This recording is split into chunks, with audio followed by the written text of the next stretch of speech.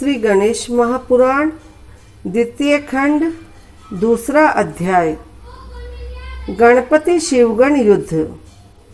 ये कहकर पार्वती जी ने अपने पुत्र के मस्तक पर हाथ फेरा और उसके हाथ में एक दिव्य छड़ी दे दी।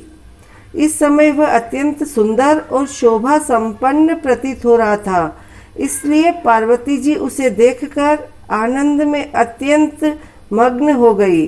फिर उसको दुलार कर द्वार पर नियुक्त कर दिया। बालक गणेश छड़ी लिए हुए द्वार पर डट गए। इधर पार्वती जी अपनी सखियों सहित स्नानागार में जाकर स्नान करने लगी। इसी समय द्वार पर उनका निजी द्वारपाल नियुक्त था, इसलिए किसी के आने की उन्हें चिंता नहीं थी।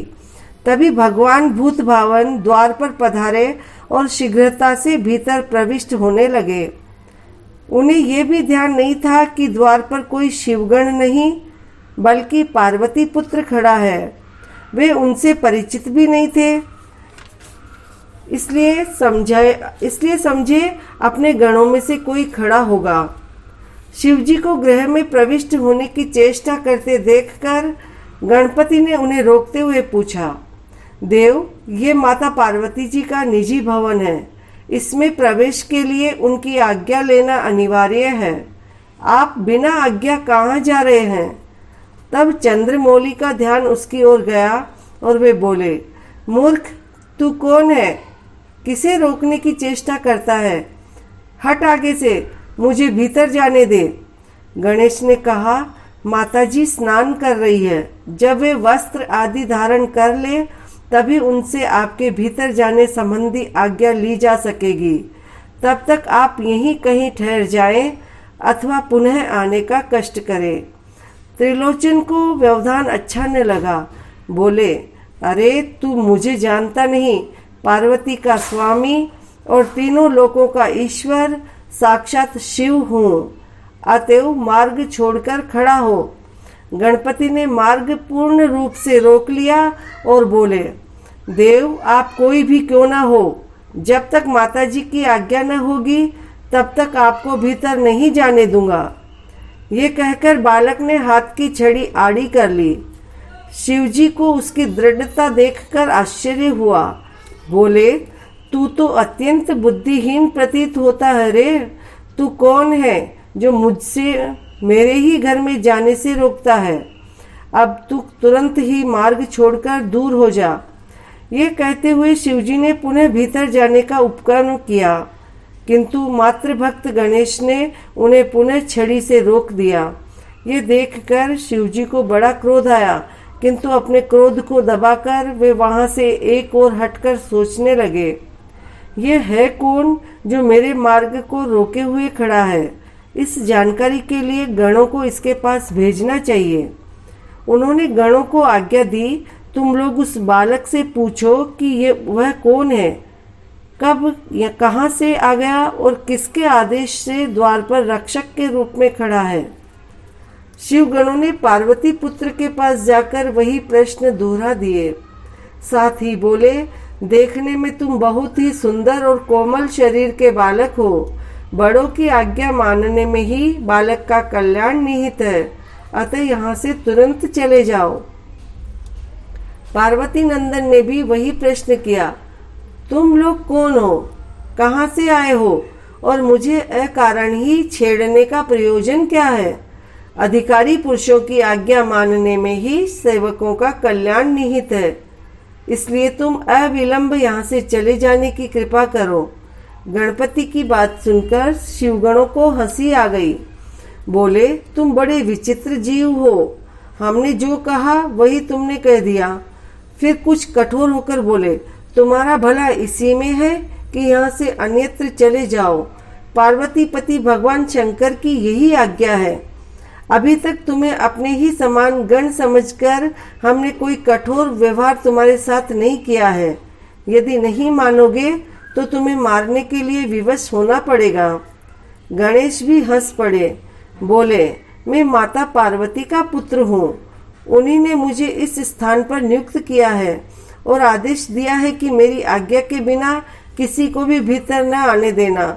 यदि तुम अपने स्वामी की आज्ञा से मुझे हटाना चाहते हो तो मैं अपनी माता की आज्ञा के कारण यहाँ से नहीं हट सकता।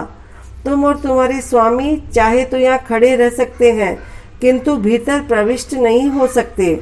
शिवगण समझ गए कि ये महाशक्ति का अत्यंत शक्तिमान पुत्र है, इसलिए यह अपने स्थान से विचलित नहीं होगा। अतएव शिवगण लौटकर अपने स्वामी की सेवा में उपस्थित हुए और प्रणाम कर बोले, भूतनाथ, ये बालक तो माता पार्वती जी का पुत्र है और उन्हीं की आज्ञा से द्वार रोक खड़ा है। हमने अधिक कहा तो वह युद्ध के लिए प्रस्तुत सा प्रतीत हुआ। शिवजी कुपित हो गए, बोले, अरे कहाँ एक छोटा बालक और कहाँ तुम अत्यंत शक्तिशाली गण, फिर भी तुम उसकी हट का निवारण न कर सके। यदि वह इतना दुराग्रही है तो उसे बल प्रयोग द्वारा द्वार से हटा दो। यदि युद्ध भी करना पड़े तो कर सकते हो।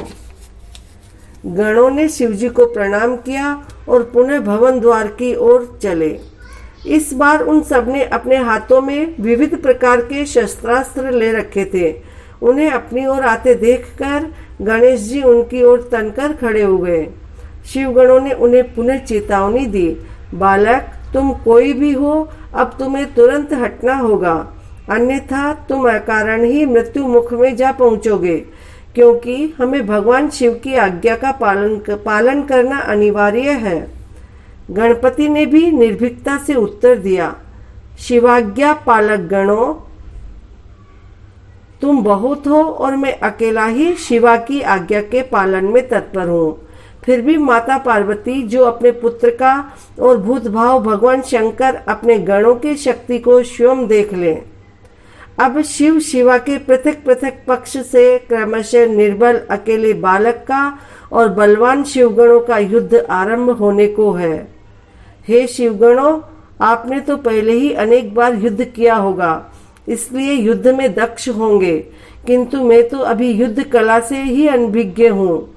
इस पर भी शिव शिवा के इस विवाद में तुम्हें पराजय का सामना करना पड़ेगा, परंतु ध्यान रहे कि ये हार जीत तुम्हारी हमारी नहीं, वरन जगदम्बा जगदीश्वर की होगी। बालक की बात सुनकर शिवगणों को क्रोध आ गया और तब नंदी भृंगी आदि शिवगणों ने उन पर प्रहार आरंभ कर दिया। गणेश जी भी क्रुद्ध होकर छड़ी से ही कठोर प्रहार करने लगे। दोनों में घोर युद्ध हुआ। एक ओर अकेले बालक गणेश और दूसरी ओर अनेकों दुर्धुष वीर शिवगण, किंतु कुछ देर में ही शिवगण व्याकुल हो उठे। महाशक्ति के शक्तिमान पुत्र इस समय बहुत भयंकर हो उठे। जिस प्रकार प्रलय के अंत में काल अत्यंत भयंकर दिखाई देता है, उसी प्रकार पार्वती नंदन भी उस समय समस्त शिव को प्रलयकारी दिखाई देते थे। सभी भक्तगण बोलेंगे, जय श्री गणेश। आज की कथा हुई है। दूसरे अध्याय में आगे की कथा और है, जो आगे एपिसोड में प्रस्तुति दी जाएगी। आज की कथा का विश्राम यहीं करते हैं।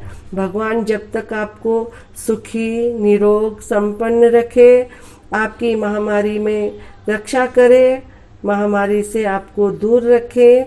जय श्री गणेश, जय जय गणेश, जय श्री गणेश, जय जय गणेश, जय श्री गणेश, जय जय गणेश।